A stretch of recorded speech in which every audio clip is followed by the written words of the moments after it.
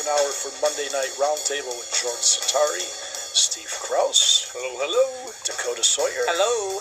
And in-studio guest, Terry Smith, who's going to recite the Give Me Liberty or Give Me Death speech by Nathan Hill. Nathan Hill? I'm sorry, by Patrick Henry. Nathan Hill had the other speech when he was being hanged. They did give him death. Yeah, right. I don't know that one. I regret that I only have one life to live for my country. But Patrick Henry, a great patriot. Terry, can you give us a little background of the speech? What was the circumstances? Where was it given? Who was it given to? A little background. So I know the speech is about 7 minutes long, but we like to give the people the full listening experience of who, what, when, where, why, and how, as well as the same thing with our analysis. And why is this so important, especially in the times that we're living in today? Right, Terry. So give us a little background there. It does. Any great speech applies to all times and all ages. Patrick Henry was a well-known attorney in Virginia.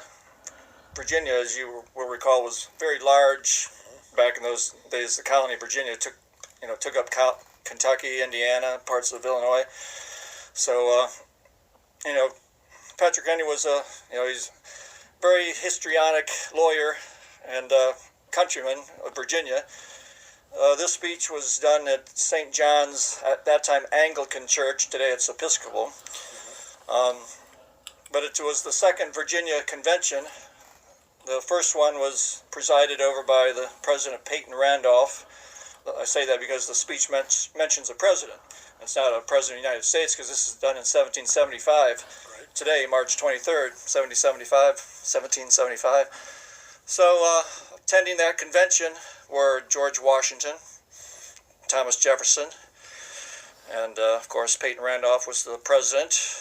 And Patrick Henry wanted to voice his concern about his distaste of British rule, and wanted to advocate in favor of funding Virginia troops for the Revolutionary War, which he believed was imminent. And it did start 1 month after his speech at, of course, Lexington and Concord, Massachusetts. Wow. So President Randolph recognizes Patrick Henry, who rises from the third row of seats and approaches the front of the assembly to say, Mr. President, no man thinks more highly than I do of the patriotism, as well as the abilities of the very worthy gentlemen who have just addressed the House. The different men often see the same subject in different lights, and therefore I hope it will not be thought disrespectful to those gentlemen if, entertaining, as I do, opinions of a character very opposite to theirs, I shall speak forth my sentiments freely and without reserve. This is no time for ceremony. The question before the House is one of awful moment to this country. For my own part, I consider it as nothing less than a question of freedom or slavery. And in proportion to the magnitude of the subject ought to be the freedom of the debate. It is only in this way that we can hope to arrive at truth and fulfill the great responsibility which we hold to God and our country. Should I keep back my opinions at such a time, through fear of giving offense, I should consider myself as guilty of treason towards my country, and of an act of disloyalty toward the majesty of heaven, which I revere above all earthly kings. Mr. President, it is natural to man to indulge in the illusions of hope. We are apt to shut our eyes against the painful truth and listen to the song of that siren till she transforms us into beasts. Is this the part of wise men, engaged in a great and arduous struggle for liberty? Are we disposed to be of the number of those who, having eyes, see not, having ears, hear not the things which so nearly concern their temporal salvation? For my part, whatever anguish of spirit it may cost, I am willing to know the whole truth, to know the worst, and to provide for it. I have but one lamp by which my feet are guided, and that is the lamp of experience.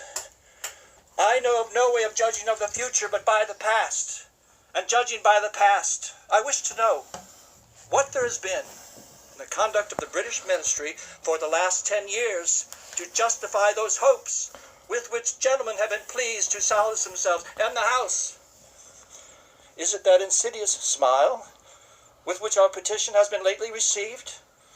Trust it not, sir. It will prove a snare to your feet, and suffer not yourselves to be betrayed with a kiss. Ask yourselves how this gracious reception of our petition comports with these warlike preparations which cover our waters and darken our land. Are fleets and armies necessary to a work of love and reconciliation? Have we shown ourselves so unwilling to be reconciled that force must be called in to win back our love? Let us not, I beseech you, sir, deceive ourselves. These are the implements of war and subjugation, the last arguments to which kings resort. I ask, gentlemen, sir, what means this martial array, if its purpose be not to force us to submission? Can gentlemen assign any other possible motive for it? Has Great Britain any enemy in this quarter of the world to call for all this accumulation of navies and armies? No, sir, she has none. They are meant for us. They can be meant for no other. They are sent over to bind and rivet upon us the chains which the British ministry have been so long forging. And what have we to oppose to them? Shall we try argument? Sir, we've been trying that for the last 10 years. Have we anything new to offer upon the subject? Nothing. We have held the subject up in every light of which it is capable, but it has all been in vain. Shall we resort to entreaty and humble supplication? What terms shall we find that have not been already exhausted? Let us not, I beseech you, sir, deceive ourselves. We have done everything that could be done to avert the storm which is now coming on. We have petitioned. We have remonstrated. We have supplicated. We have prostrated ourselves before the throne and have implored its interposition to arrest the tyrannical hands of the ministry and Parliament. Our petitions have been slighted. Our remonstrances have produced additional violence and insult. Our supplications have been disregarded, and we have been spurned with contempt from the foot of the throne. In vain, after these things, may we indulge the fond hope of peace and reconciliation. There is no longer any room for hope. If we wish to be free, if we mean to preserve inviolate those inestimable privileges for which we have been so long contending, if we mean not basely to abandon the noble struggle in which we have been so long engaged, and which we have pledged ourselves never to abandon until the glorious object of our contest shall be obtained, we must fight. I repeat it, sir, we must fight. An appeal to arms and to the God of hosts is all that is left us. They tell us, sir, that we are weak, unable to cope with so formidable an adversary. But when shall we be stronger? Will it be the next week? Or the next year? Will it be when we are totally disarmed, and when a British guard shall be stationed in every house?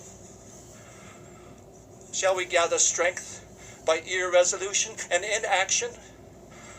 Shall we acquire the means of effectual resistance by lying supinely on our backs and hugging the delusive phantom of hope until our enemies shall have bound us hand and foot?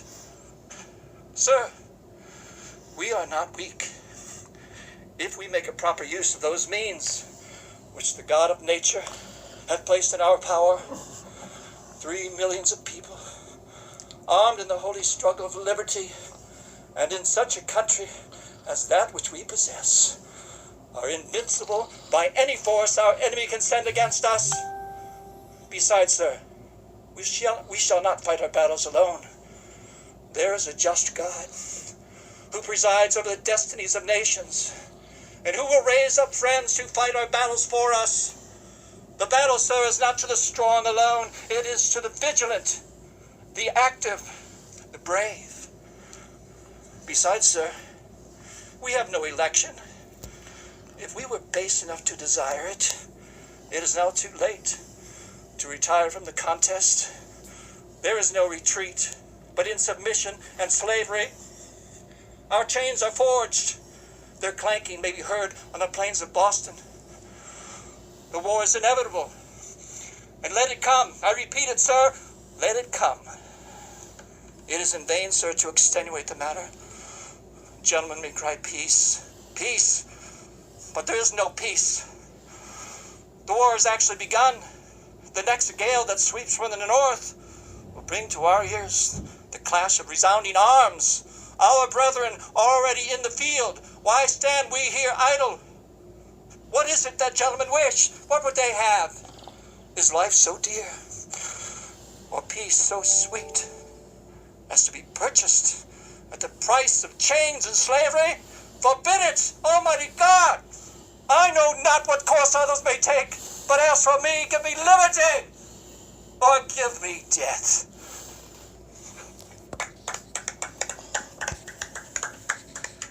Wow. Thank you.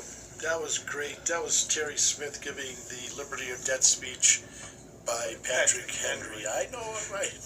But that was tremendous, and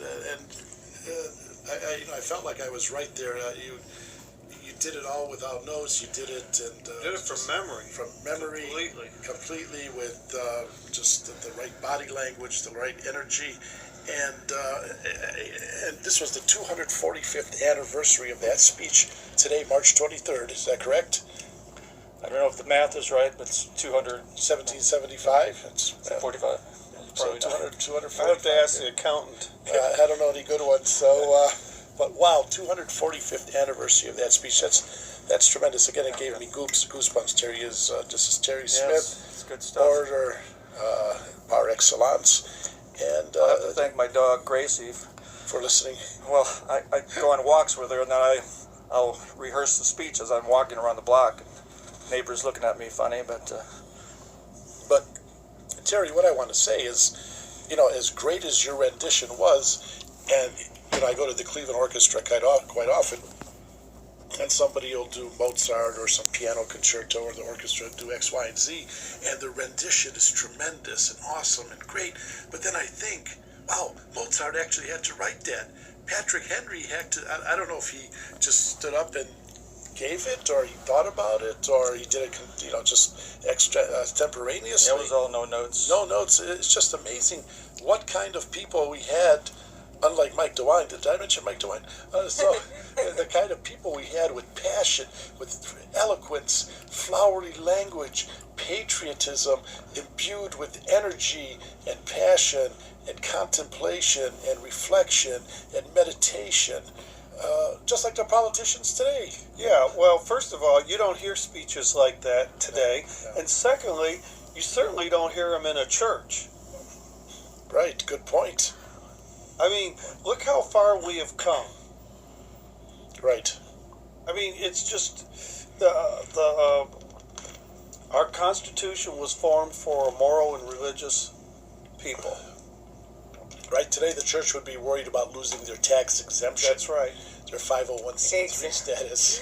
So they're little puppies on a leash. But again, like you say, many of these speeches and orations were given in churches and certain events and festivals and different things. Terry, what do you have in your arsenal for the rest of the year for 2020, where you could come back and give us a few more speeches? Any thoughts rattling around with you? I know Easter's coming up. I don't know any good Easter speeches, but It is finished.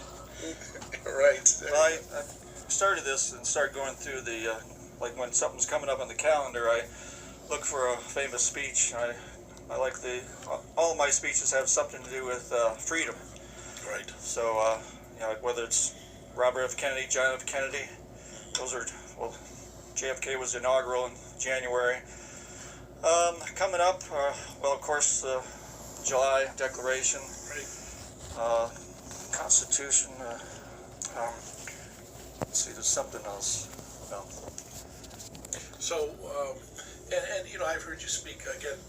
You're on the radio show several times. I've heard you at different festivals and events and different things. But you know, your repertoire is quite vast. You had Winston Churchill, Ronald Reagan, JFK, RFK. I think we had last year. We had the Memorial Day speech by Justice Albert Wendell Holmes, right? Okay. So you're. Forgot to do that. I was just going to mention that because I did that one at the Broadview Heights Memorial Day Parade. Right. That's a really. Of course, that one was like 40 minutes long.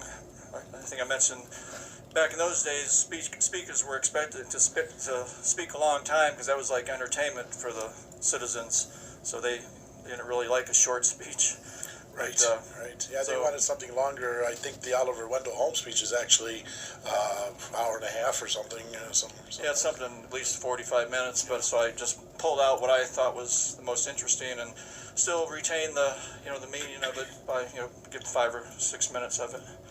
Again, But he was like I mentioned then he fought in the Civil War before, Right. of course, in his 20s. Then he became an attorney and Supreme Court justice later on in life.